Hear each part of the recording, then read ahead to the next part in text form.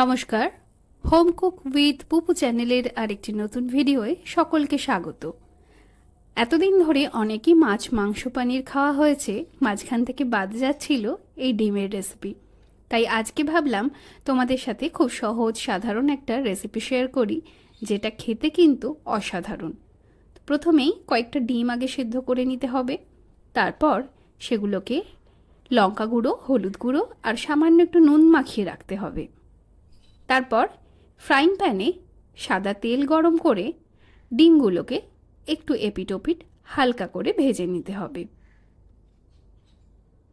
যারা এখনও আমার হোম কুক উইথ পুপু চ্যানেলটা সাবস্ক্রাইব করনি, তাদের কাছে রিকোয়েস্ট থাকলো চ্যানেলটা সাবস্ক্রাইব করে বেল আইকনটা প্রেস করে দিও, তাহলে আমার চ্যানেলে আসা সমস্ত ভিডিও নোটিফিকেশান সবার আগে তোমরা পেয়ে যাবে।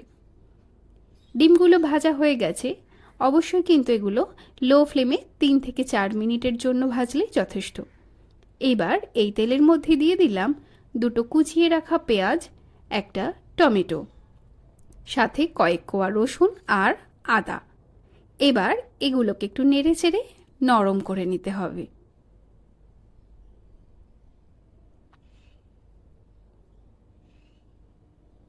গ্রেভির কালারটা ভালো আসার জন্য এই মুহূর্তেই দিয়ে দিতে হবে 2 চামচ লঙ্কার গুঁড়ো, 1 চামচ ধনে গুঁড়ো, 1 চামচ জিরের গুঁড়ো। এইবার সব কিছু ভালো করে আবারও মিশিয়ে নিতে হবে। একটু নরম হয়ে গেলে দিয়ে দেব 2 চামচ ফেটিয়ে রাখা টক দই।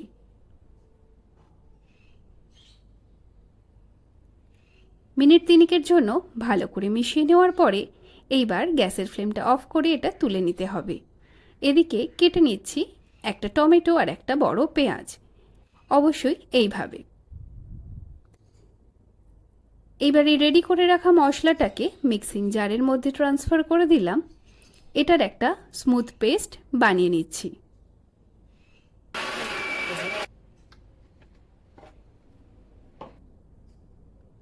ঠিক এই রকম স্মুথ একটা পেস্ট বানিয়ে নিতে হবে।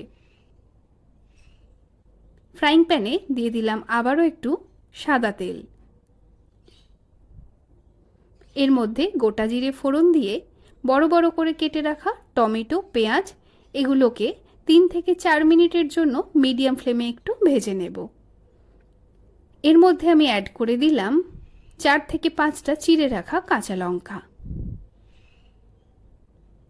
এগুলো একটু নরম হয়ে যেতেই সাইডে সরিয়ে রেখে আবারও ফ্রাইং প্যানে দিয়ে দিচ্ছি 2 চামচ মতো ঘি।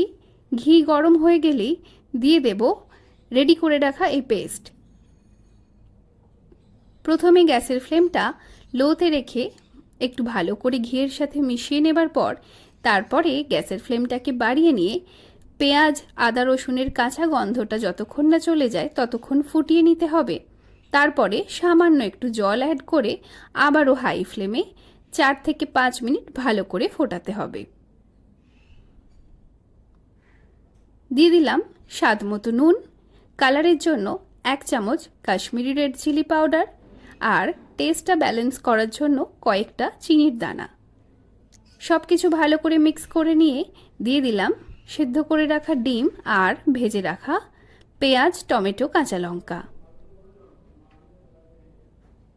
মিডিয়াম ফ্লেমে 4 থেকে 5 মিনিটের জন্য সব কিছু ভালো করে মিশিয়ে নেওয়ার পরে হালকা গরম জল এর মধ্যে অ্যাড করে দিচ্ছি।